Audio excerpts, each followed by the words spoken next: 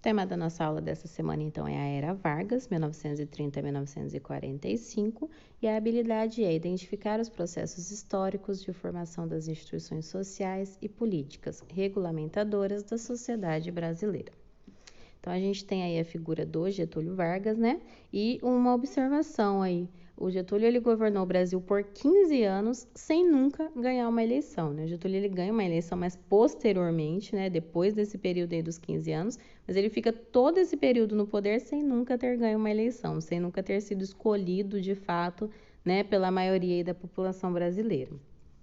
Vamos entender o contexto ali, né, da chegada do Getúlio ao poder. Então, a gente tinha aí o coronelismo, né, então, que é uma herança imperial aí, a gente tem a figura do coronel, que é o cara influente e rico ali, né, da região, que domina toda essa população ali.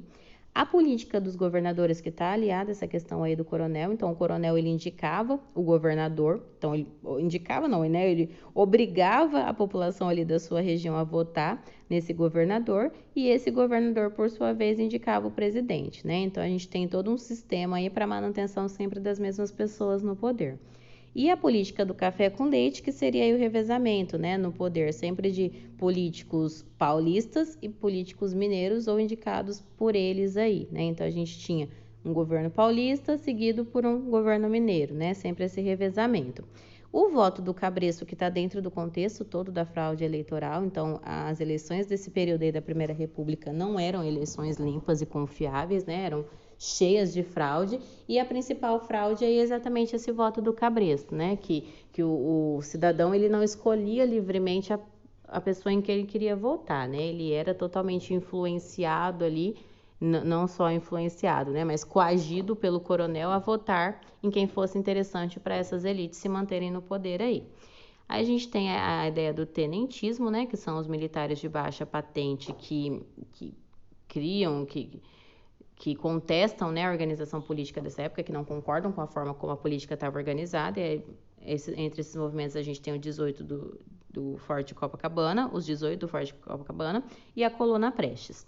E a insatisfação das chamadas oligarquias dissidentes, das elites empresariais das camadas médias urbanas. Então, assim, toda a elite e a classe média que estava fora desse sistema, né, que não pertencia ali a, por exemplo, São Paulo e Minas Gerais, as elites cafeeiras, também estão descontentes, porque apesar de serem elite, não têm os privilégios políticos, porque os mesmos se mantêm no poder. E dentro disso tudo aí a crise de 1929, que a gente viu em aulas anteriores aí, que afeta, né, severamente aí o Brasil, trazendo uma crise bem séria durante esse período da Primeira República. E aí a gente tem as eleições presidenciais, né? Tá errado aí, tá escrito presidenciais, mas é presidenciais de 1929. Então, o presidente no cargo, na época, era o paulista Washington Luiz. Então, consequentemente, como ele era um paulista, ele deveria o quê? Indicar um mineiro na sequência, né? Dentro daquela lógica ali da política do café com leite.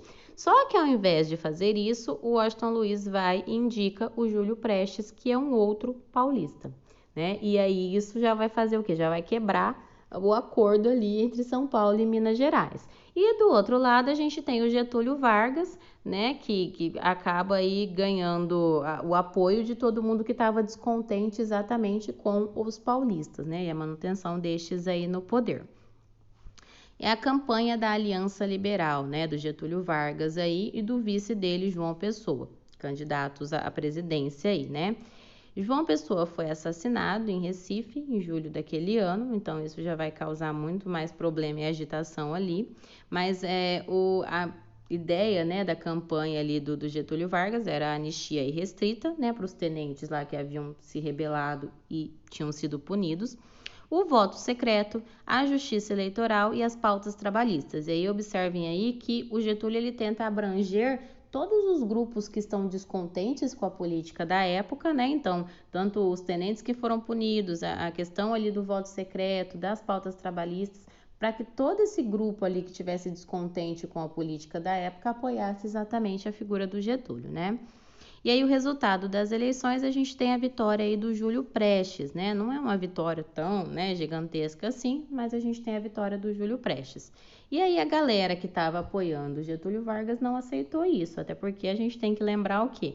Que que as eleições não eram limpas, elas não eram confiáveis. Então, é fácil você entender que esse resultado não necessariamente representava a vontade da população, mas uma manipulação ali no resultado.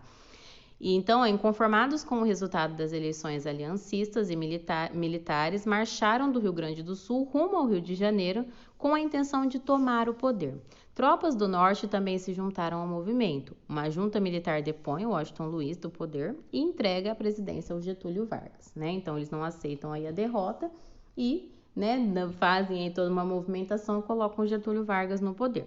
E aí a gente tem uma discussão historiográfica aí, né, entre o Boris Fausto, o historiador Boris Fausto, e o Edgar de Deca, que a ideia disso foi um golpe ou isso foi uma revolução, né? Então, em poucas palavras, a gente entendeu o seguinte: isso realmente foi algo positivo ou foi negativo? A gente pode entender a ideia de golpe no seguinte, né, de que é feita uma eleição, tem um resultado e esse resultado ele não é aceito, né? Os militares vão lá, tiram do poder quem teria vencido ali e colocam a outra pessoa, que na verdade perdeu.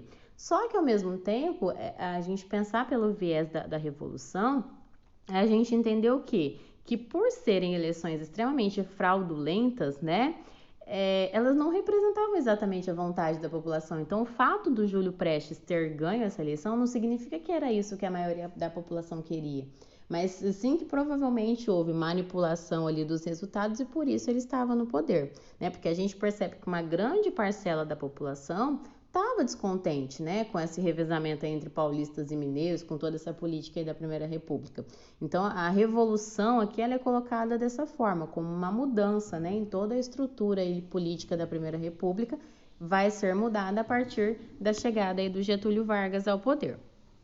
E o governo provisório do Getúlio Vargas, né, que apesar de provisório durou 4 anos, tinha o objetivo aí de fortalecer o poder do presidente. Então, a partir do momento que ele chega no poder, ele começa a criar mecanismos, o quê?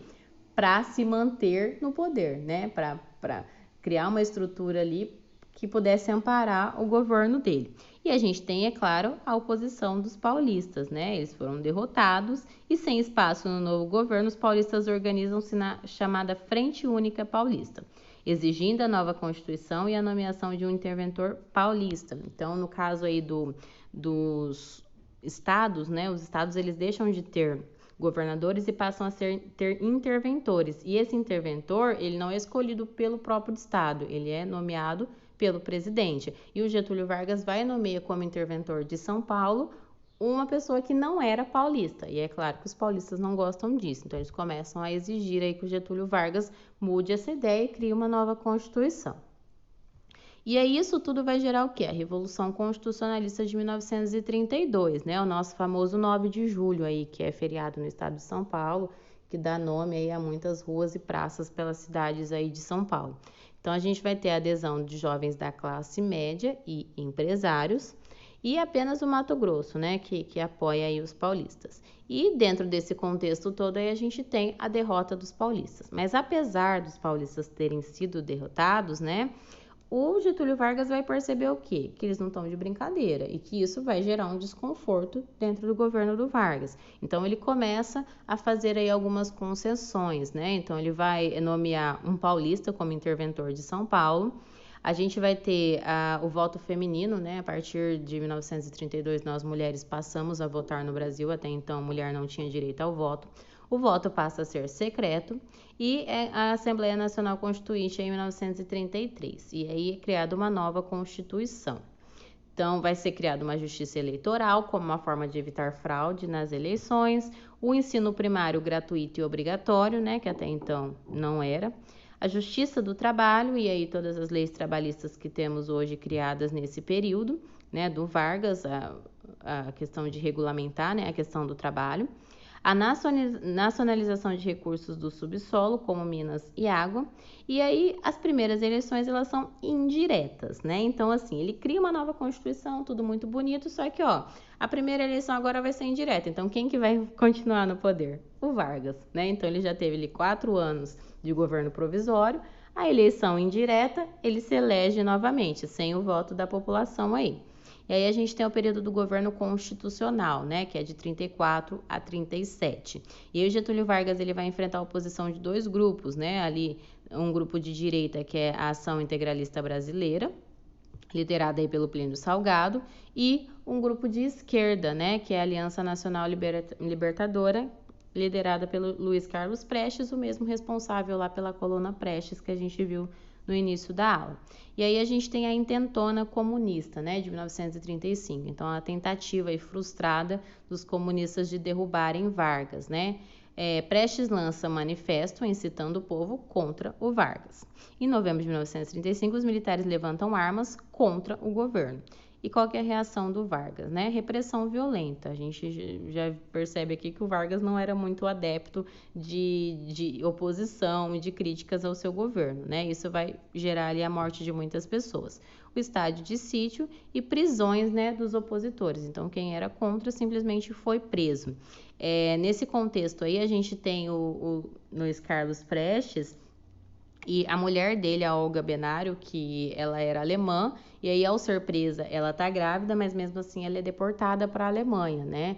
Ela grávida, ela é mandada para a Alemanha, porque por ser alemã, só que ela era judia. Então, na verdade, a Olga nada mais foi do que um presente, né, do Vargas lá para o Hitler, porque ao chegar na Alemanha, ela é levada para os campos de concentração, e a filha dela nasce no campo de concentração, depois ela é obrigada a entregar a filha, e ela morre nesses campos de concentração, né? Então a gente percebe aqui uma postura do Getúlio Vargas bastante autoritária, né? Bastante alinhada, inclusive, com o que a gente viu sobre o fascismo na Europa, na época. E o Plano Cohen e o Estado Novo, que é o último período aí do governo do Vargas, né? Então, o que seria esse Plano Cohen? Teria sido articulado pelo integralista Olímpio Mourão Filho. O plano foi a elaboração de uma carta revelando um suposto plano comunista, né? Suposto, que envolvia o confisco de bens e massacres lida em rede nacional na rádio. Então, assim, toda a ideia aí de uma ameaça comunista, né? Que na época era um grande temor desde a Revolução Russa lá, e aí cria-se toda uma ideia de que existia um plano para instalar o comunismo no Brasil, e aí graças a isso, né, já que tem ali uma ameaça comunista de fato, o Getúlio vai e assume instituindo uma ditadura. E qual que é a desculpa para essa ditadura? Proteger o país de uma revolução comunista. Gente, é muito importante a gente entender que essa ideia, né, dessa ameaça comunista, ela é usada durante o governo Vargas, ela foi usada também no período da ditadura civil-militar e é algo muito explorado até hoje, né, na política brasileira, essa suposta ameaça comunista, que se a gente analisar historicamente, isso nunca existiu de fato, né? Nunca existiu ali uma ameaça de fato de se instituir um Estado comunista no país. É sempre essas preposições aí, né, essas suposições que justificam a implantação, por exemplo, de ditaduras que tiram o direito da população, né? Então é bastante importante a gente aprender isso com a história e evitar de cometer aí o mesmo erro. E aí o Estado Novo, que é um período de ditadura, tá? Ele é marcado o quê? Pelo fechamento do Congresso, então o Congresso não tem mais participação, quem decide todas as coisas é o próprio Getúlio. A extinção dos partidos políticos, né? Então quem era contrário é extinto. O Departamento de Imprensa e Propaganda, que vai servir ali exatamente para fiscalizar tudo que é produzido no Brasil e impedir que qualquer coisa que fosse contrária ao governo fosse publicado, veiculado aí. A política de substituição de importações, então aquela ideia de desenvolver, né, a indústria brasileira e tudo mais, até como uma forma de prevenir que acontecesse a mesma coisa que na crise de 1929. As leis trabalhistas, né, implementação e aperfeiçoamento das leis trabalhistas, que faz o quê? Com que a população, apesar de perder vários direitos, continue apoiando o governo, porque tem alguma coisa de boa nisso tudo.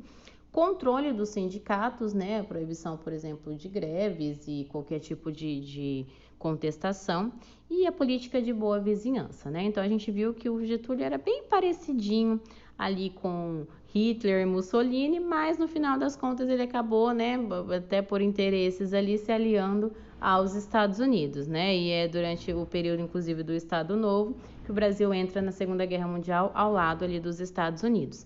E aí uma dica de filme, que é um filme brasileiro aí, Olga, que conta exatamente aí a biografia da mulher do Luiz Carlos Prestes, né, nesse contexto aí do governo Getúlio Vargas e a ida para os campos de concentração e tudo mais.